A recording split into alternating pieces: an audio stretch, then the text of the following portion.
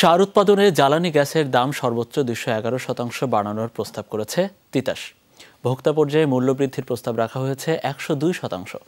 সকালে Bangladesh energy regulatory commission বিইআরসির গণশুনানিতে এই প্রস্তাব দেওয়া হয়।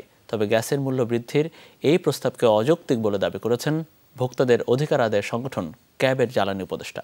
শুনানিতে বিভিন্ন ব্যবসায়ী সংগঠনের পক্ষ থেকেও গ্যাসের মূল্য বৃদ্ধির বিরুদ্ধে যুক্তি তুলে ধরা হয়। জ্বালানি গ্যাসের মূল্য পরিবর্তনে সঞ্চালন ও বিতরণ সংস্থাগুলোর আবেদনের প্রেক্ষিতে গণশুনানি শুরু করেছে বিইআরসি।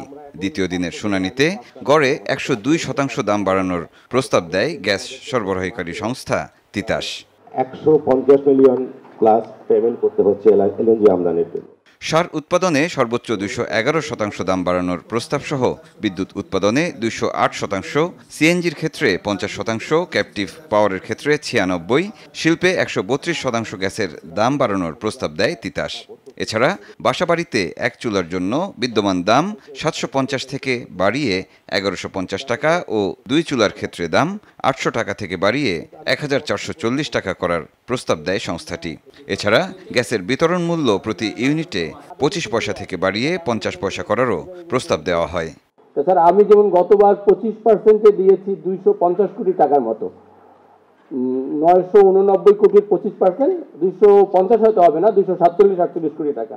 সেখানে স্যার রিটার্ন অন রেট বেজে যদি স্যার আমার 98 কোটি টাকা আসে, তাহলে sir how I accommodate this issue. এদিকে বিইআরসির মূল্যায়ন কমিটির মূল্যায়ন, চলতি বছরে গ্যাসের দাম বা সঞ্চালন মূল্য বাড়ানোর কোনো প্রয়োজন নেই। দাম বৃদ্ধির বিপক্ষে নানা তথ্য উপাত্ত তুলে ধরেন ক্যাবের জ্বালানি উপদেষ্টা ডক্টর শামসুল আলম। আমার ভোক্তারাও বলবে যে কমিশন ভোক্তাদেরকে রিলিফ দিতে পারে না, সেই কমিশনের কি দরকার? এটা হলে ভয়ঙ্কর সর্বনাশ হয়ে যাবে। সুতরাং সেই জায়গাটা দেওয়া যেতে যায় না।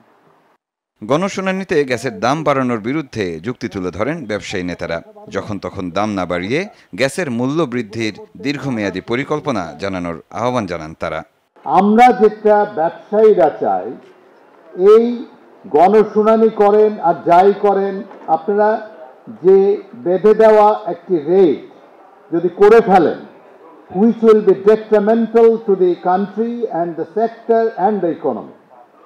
জ্বালানি গ্যাসের দাম বৃদ্ধি নিয়ে এই শুনানি শেষ হবে আগামী 14 মার্চ। আইন অনুযায়ী তার পরের 90 দিনের মধ্যে এই বিষয়ে সিদ্ধান্ত জানাবে বিইআরসি।